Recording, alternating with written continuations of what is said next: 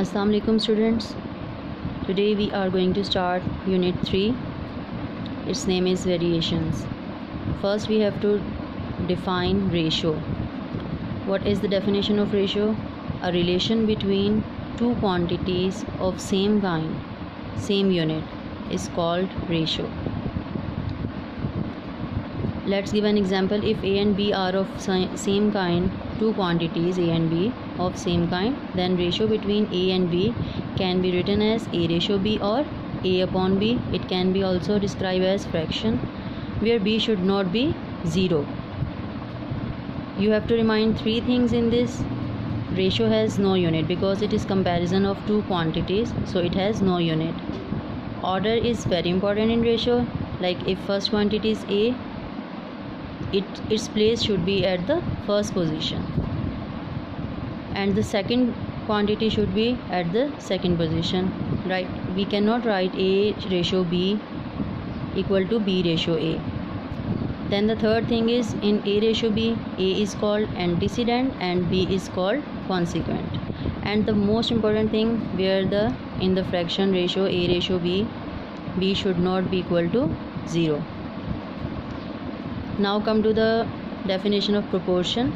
A proportion is basically a statement which is expressed as an equivalence of two ratios. It can also define as the equality between two ratios. Equality of two ratios is called proportion. If two ratios A ratio B and C ratio D are equal, then we can write that A ratio B is equal to C ratio D, or it can be written like this. In the proportion, the quantities A and D are called extremes, and the quantities B and C are called means. You have to remind that product of extremes is equal to product of means always. Let's start our exercise 3.1.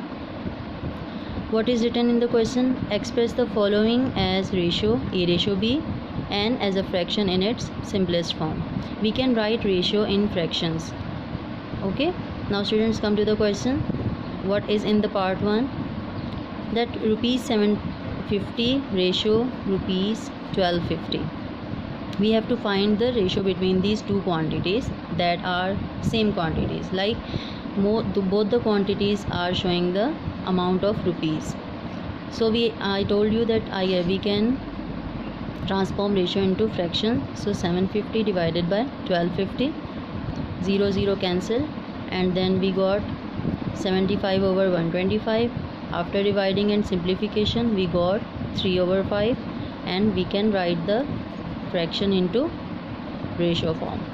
Like antecedent is 3, ratio and consequent is 5. As I have told you, first quantity is antecedent and the second quantity is called consequent. Come to the next question, where the two quantities are given. First is 450 centimeter and the second is 3 meter. And I have told you that we can find ratio between the quantities. Those are same quantities, but in this we have different quantities. 450 is in centimeter and 3 is in meter. So we have to transform the units. We know that 1 meter is equals to 100 centimeter. So 3 meters will be equal to 300 centimeter. 450 centimeter ratio 300 centimeter. Have you got the point? How we got 300 from the 3 meter? We have converted 3 meter into 300 centimeter by using this conversion. So 450 divided by 300. After cancellation and simplification, we have got 3 over 2, and we can transform the ratio into fraction into ratio. Come to the next question. Now we have to find ratio between these two quantities. First quantity is 27 minutes 30 seconds and the second quantity is 1 hour. We have two quantities here, 27 minutes and 30 seconds, and the second quantity is 1 hour. We have transformed it into by using the conversion that 1 hour is equals to 3600 seconds and 1 minute is equals to 60 seconds. 27 minutes will be 27 multiplied by 60 and 30 second, and 1 hour is equals to 3600 second. Why we have converted all units into seconds? Because we need to convert the largest units to the smallest units, so all the units are in same. So 27 multiplies 60, 1620 plus 30. By after adding this, we have got 1650 seconds, and the right side the consequent value is 3600 seconds. After solving this, as I have told you, that ratio should be, for the simplification of ratio, it should be converted into fraction. 1650 divided by 3600. Always remember that antecedent should be in the numerator and consequent should be in the denominator. After cancellation of zeros, we have got 165 over 360. Then after simplification, we have got 11 over 24, and we can transform the fraction into ratio. Now come to the question number 2. It is written that in a class of 60 students, 25 students are girls and remaining students are boys. Compute ratio of, there are now two parts, boys to the total students and boys to the girls. Now come to the solution. What we have got from the question, number of total students is 60, number of girls 25. How can we find the number of boys? Obviously by subtracting the total students from the subtracting the total number of girls from the total number of students, we got 35, that is the total number of boy students. What we have to find? Ratio of boys to total students. It means number of boys ratio total students. First quantity, I have told you that order is most important thing in the ratio. Number of boys, we have to first put the number of boys 35, then ratio, then you have to find the write the number of total student, that is 60. For the simplification, the ratio should be converted into fraction, so 35 over 60.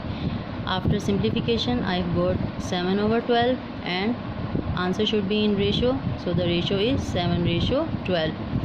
Ratio of boys to the total student is 7:12. In the second part, we have to find ratio of boys to the girls. Number of boys ratio number of girls. Antecedent is number of boys, consequent is number of girls. As I have told you, order is most important. Number of boys is 35, ratio number of girls is 25. So ratio should be converted into fraction. 35 over 25 is equals to 7 over 5. By dividing the same number, we have got 7:5. In question number 3, it is written, if 4x minus 5y is equals to 2x minus 7y, find ratio x ratio y. What we have to do, it is given in the question, 3 multiply 4x minus 5y is equals to 2x minus 7y. So we have to just simplify it. 3 4s are 12x minus 3 5s are 15y is equals to 2x minus 7y. 12x minus 2x is equals to, how we got 2x? 2x come from the right side to the left side, and by changing its sign. So minus 15y will go there and it will have the change sign. Minus 15 has converted into plus 15y, minus 7y is in its original position. 12 minus 2x, 10x. 15y minus 7y is equals to 8y. We have to make ratio x ratio y. So I have to take a fraction like x over y. So y is multiplying here, it will come and it will divide with the x at the left side, and 10 is multiplying here, it will go to the right side and it will be at divide position. So x ratio y, x over y is equals to 4 over 5, and the fractions can be converted into ratios. X ratio y is equals to 4:5. In the question number 4,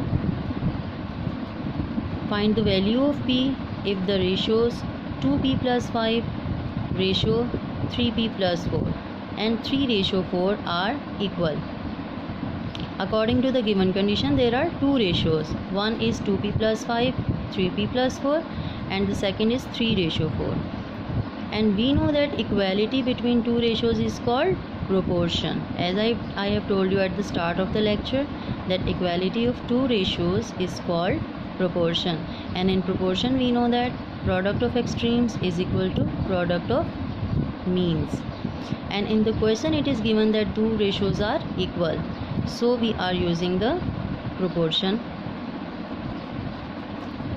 Product of extremes means, as I have told you,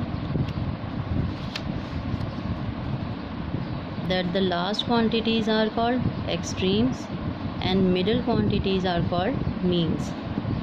So extremes 2p plus 5 and 4 multiply, and product of means mean 3 multiply by 3p plus 4.